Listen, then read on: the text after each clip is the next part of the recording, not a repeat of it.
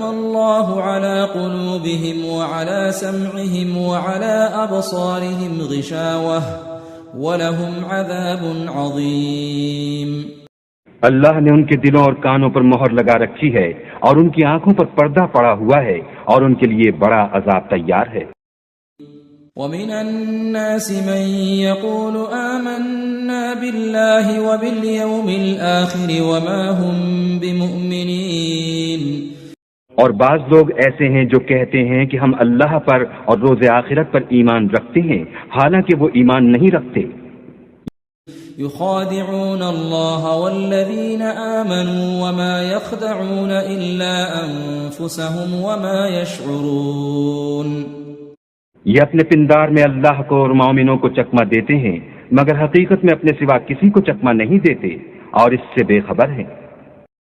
في قلوبهم مرض